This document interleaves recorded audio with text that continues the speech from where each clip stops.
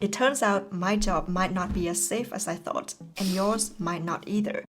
Hey guys, today I'm reacting to a video called I Studied Data Job Trends for 24 Hours to Save Your Career. This sounds super interesting. Let's get into it. I spent 24 hours researching the data job market and analyzing trends, and what I discovered shocked me. It turns out my job might not be as safe as I thought, and yours might not either. The US Bureau of Labor Statistics predicts explosive growth for data scientists, statisticians, and market research analysts in the coming 10 years. Project employee growth per occupation. Data scientists. Okay. Additions like no engineers here. Database architects. Much faster than market average. But in reality, many people are struggling to find a data job. And with AI shaking things up, it's got me wondering, how secure are our data jobs really? What exactly has changed in the past 1 or 2 years? In this video, I'm going to share 5 key trends I've noticed in the market right now. Trust me, there's some silver lining too.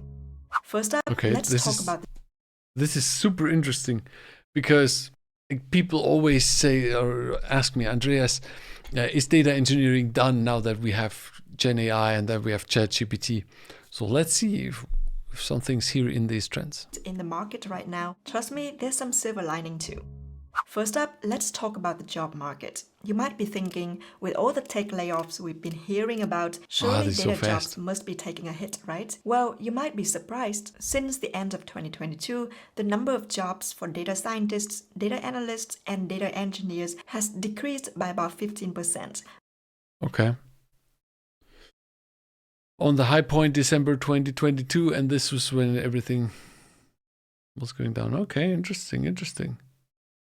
15%.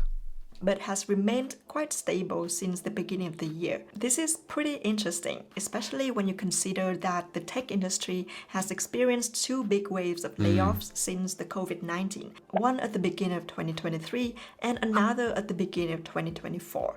That was brutal. That was brutal here. This first part here, this year. Beginning of this year, wow. Yeah, 2023, that was wow. It's terrible right now. But if we lay this data job posting data next to the tech layoffs, we can see that the data job posts didn't I'm always in the way here. Seem to be affected much by the tech layoff. That's true. So what jobs were actually laid off here? Data scientists, data engineers, and so on. We weren't it. Trends. This stable trend can also be observed per job title. Okay, let's quickly stay here. So data engineer, wow, we're stable. Oh, here we take a hit here, but and here again, but we're quite stable here. Wow, what's the green data scientists going down? What's the blue data analyst? Also. Senior data engineer, well, yeah. Okay, the rest is too small. Now, I'm not saying it's all sunshine and rainbows. Compared to the last 2 years, the data job market is certainly more competitive, with companies being more selective. The uncertain economic growth and high interest rates are making companies tighten their budgets and seek skills that focus on efficiency and cost reduction. And this also, one thing I want to mention, the jobs were quite stable. Maybe we're going down a bit here, 15%, she said. But I think about it, also every year new people entering the job market, because these are relatively new jobs, right? So new people entering the job market, so it's getting more crowded anyways. Even if it stays the same, it's getting more crowded. Keep that in mind. This might explain why it feels harder to land a job today. Don't let that discourage you though. It just means we need to be smarter about how we position ourselves in the job market, which brings me to the next point. Let's now talk about technical skills. If you've been in the data field for quite some years, you've probably noticed that certain programming languages are becoming more dominant. Technical skills are consolidating, and the data backs this up. A whopping 86% of data scientists said that Python is the main language they use for current projects.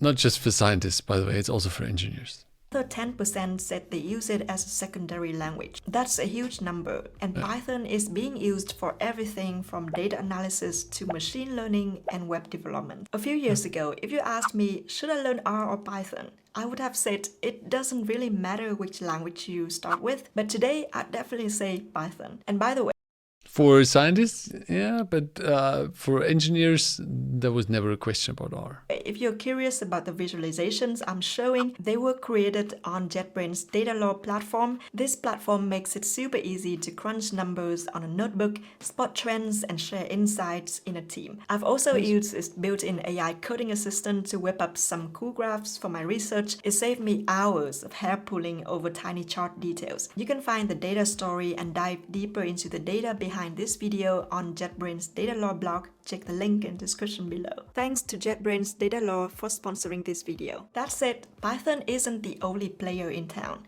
Looking at the job posting data over the last 2 years, SQL consistently appears in up to 60% of all. Yeah. Is this a coding language? But it's a query language. But yes, of course, SQL or SQL, that is one of the big things. Is Java here somewhere? Percentage of data, skills mentioned in job post. Java isn't even here. AWS is here. Nice. Azure is also here. Spark. Cool. All job posts, right alongside Python month after month. This shows that Python and SQL are and will remain the dominant languages for data jobs for a foreseeable future. So if you're trying to become a data scientist from scratch today and are wondering what programming languages to learn, I'd say it's smart to focus on Python and SQL. In fact, you might be surprised to hear this, but Wes McKinney, the creator of the Pandas package, was recently asked to give advice for data scientists. Some people on the Discord are going to laugh because I'm going to say that like learning SQL is actually a really good skill. It's not just learning SQL, the language, but learning how to think about data sets and like designing schemas, organizing data, relational Engineering work, right? This all sounds like engineering work, designing schemas, working with data, querying data, thinking about how data is stored in a database and so on. It's very engineering like, right?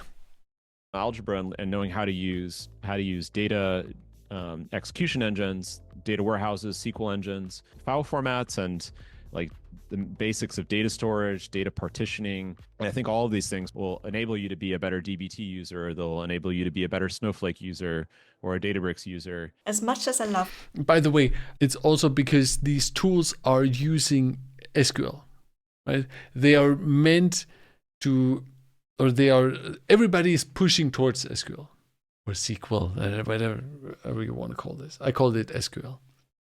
People are pushing towards this because it's so easy to learn. It already has so wide of a reach, and all the tools trying to get interfaces or ways of interacting with data through SQL.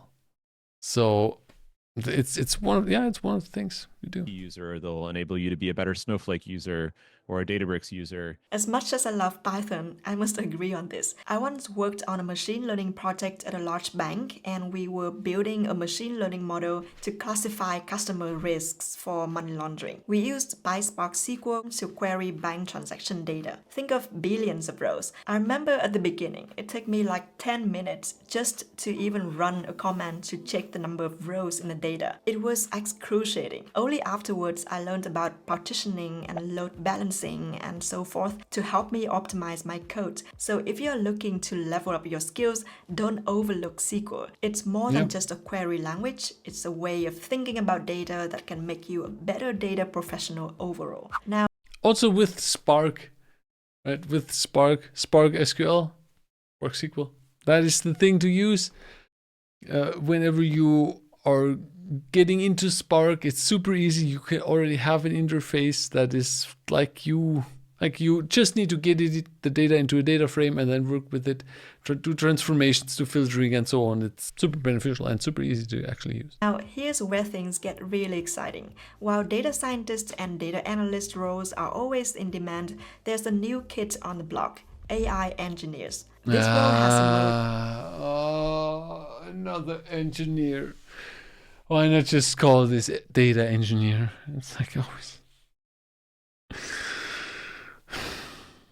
AI engineer.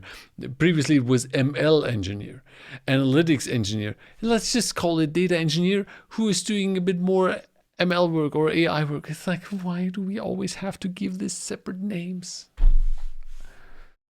Oh.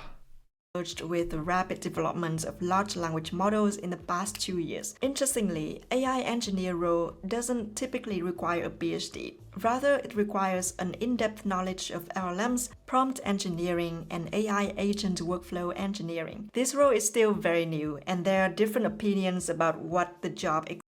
Oh, I'm wrong here. It's more like it's not building the environment around it, it's building the actual models. Okay, that's something different. Okay, I give you that.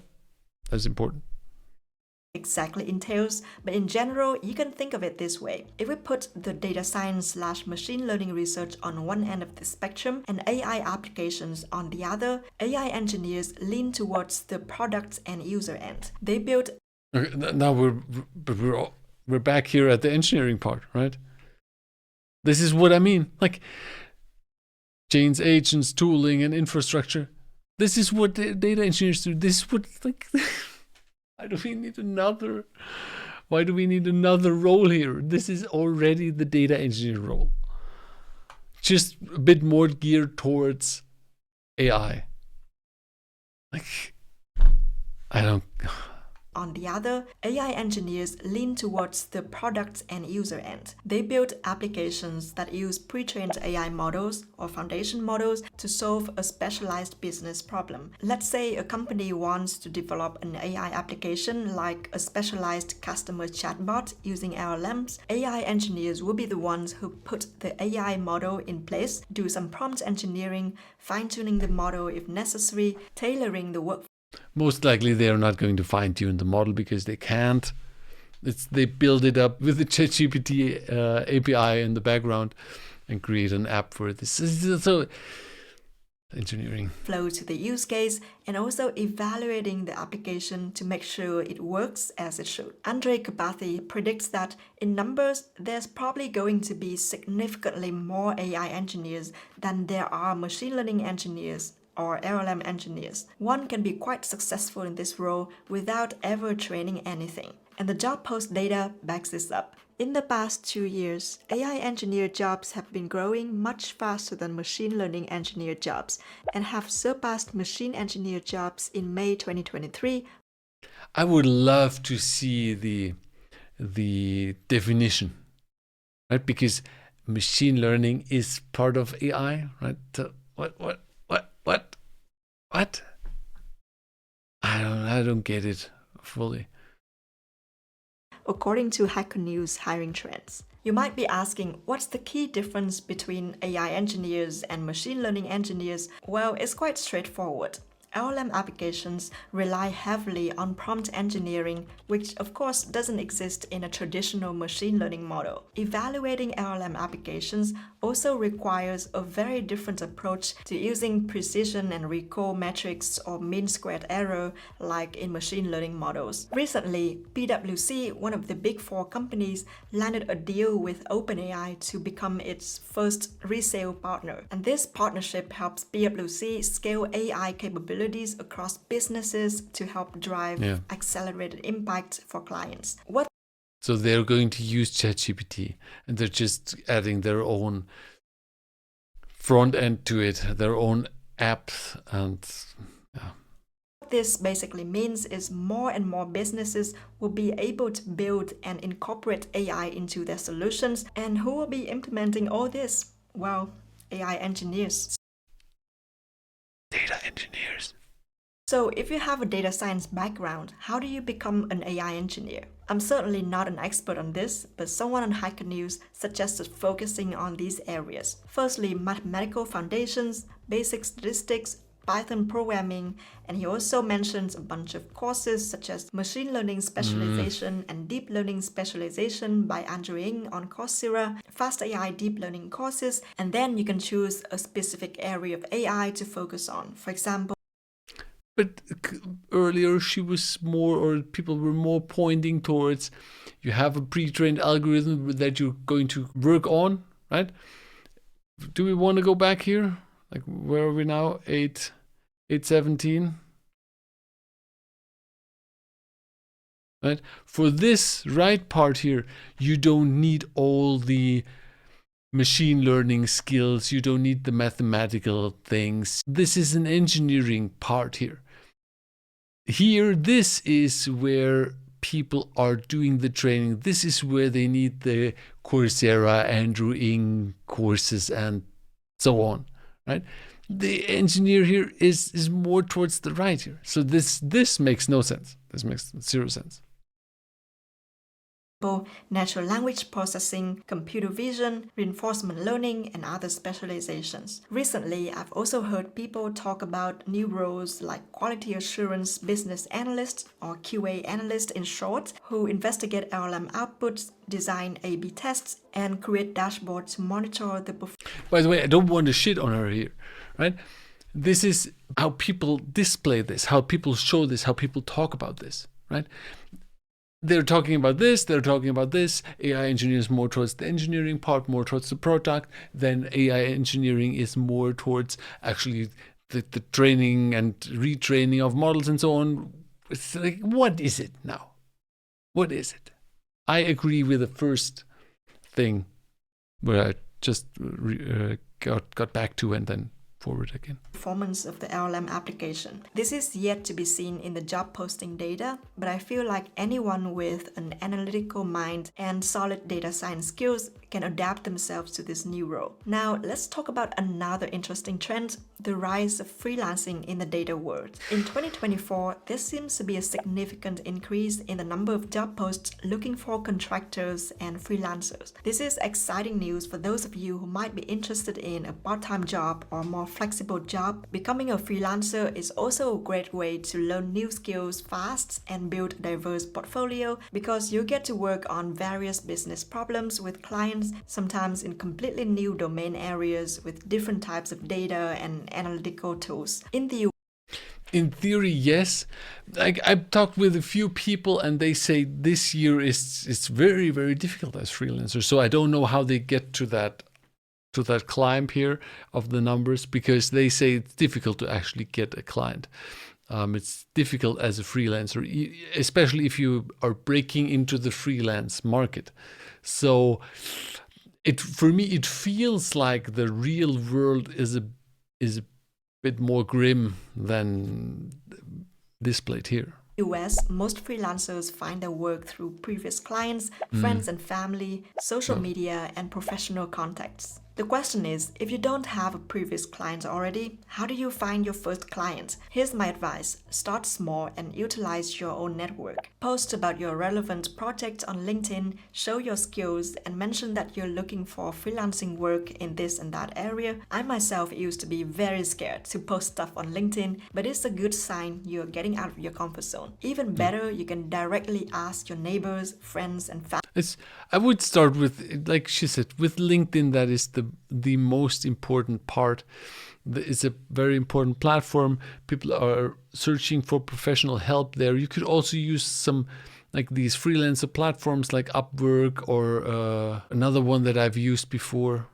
I don't remember, but like these kind of platforms, they also might help you. Family members, small business owners around the corner might need your help, and friends and relatives might also have interesting work for you. Depends on like your skills, right? If it's a website development, maybe.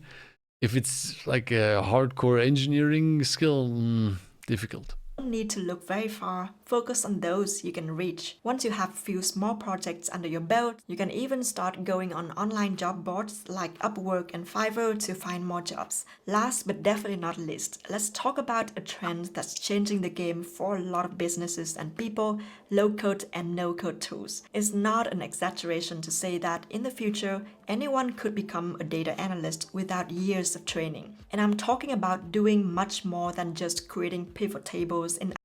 Yes, most of them also, well, often you need domain knowledge for this. So it's not super easy, but yeah, the tools are getting better.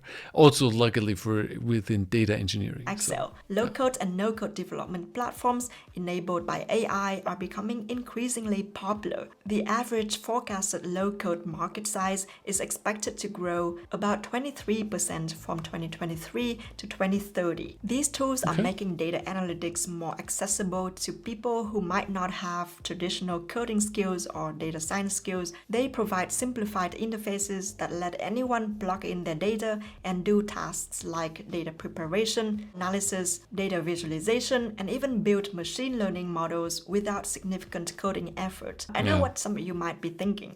This sounds too good to be true, right? Well, you're not entirely wrong. Look, AI-powered low-code tools are great, but they are not a magic bullet. AI is smart, but it still needs human expertise to guide it in complex tasks. And at the end of the day, someone needs to make sense of the results, evaluate them, and make a decision. And how this whole low-code development trend is impacting data jobs? I think firstly, these platforms are automating a lot of entry-level data analysis tasks, and that's true. A lot of easy tasks are going to be automated. But I think that's a good thing. That's a good thing. Also, what you said just before, somebody needs to evaluate the data. Somebody needs to actually do the more difficult things, because the low code stuff or the no code stuff, for easy tasks, this is a very good use case. They're doing a lot of good things, but they always reach a limit where the complexity gets too high, where things come up that they can't do. So at some point you need to have a good analyst, some point you need to have a good engineer. But yeah, that's interesting. and this might hurt starters in the field looking for the first job. But this also gives opportunities to newcomers who have some expertise but come from a non-tech background. I think in the future, jobs will probably become more specialized, so domain knowledge is going to be more and more important. And so if you're looking for a job, instead of just looking for data analyst or data scientist job titles, you might consider a wider range of job titles such as marketing. Nice. Let's just quickly go back Job there. titles. You might Data analyst, data scientist, data engineer. So what's all engineering here? If you're looking for data engineer jobs, let's look here. You could go towards analytics engineer. You could go towards database admin. Operational, that's not. Data architect, data modeler. Well, product manager, yes, but do you really want to do that? Data janitor, data steward, data developer? That's strange. Solution architect, systems engineer, right? Ah, Avery did this. Nice. Might consider a wider range of job titles such as marketing analyst, sales analyst, risk analyst, psychometrician or quality assurance analyst, or perhaps even data cleaning ninja. I love this job. No matter what your next career move will be, the market will be ever changing. And at the end of the day, there are three things that really matter. Firstly, be good at what you do. Companies still find it hard to find someone who is good even in a tight market. Secondly, prove it. Have a strong portfolio of projects, including. It's always what I say to people. Like, you need to have a portfolio, 1-2 projects that you can show, and of course be good. That's like, it's normal. Volunteering or freelancing experience, and lastly, let people know it through your networking skills. The key is to stay adaptable, keep learning, and make valuable connections with people. If you want to dive deeper into the data behind this video, you can find the full report in a data law notebook on the JetBrains Data Law website, link in the description. Thanks for watching, and I'll see you next video. Bye-bye. Bye. That was nice. Okay. Again, link is in the description. Go there. 8,000 likes. Let's add 8,001 and 8,002 and 8,003. Yeah, let me know what you think. Have I made some errors? What do you think about the AI engineer? Let me know in the description. I'm going to chat with you there. And then see you in the next video. Bye.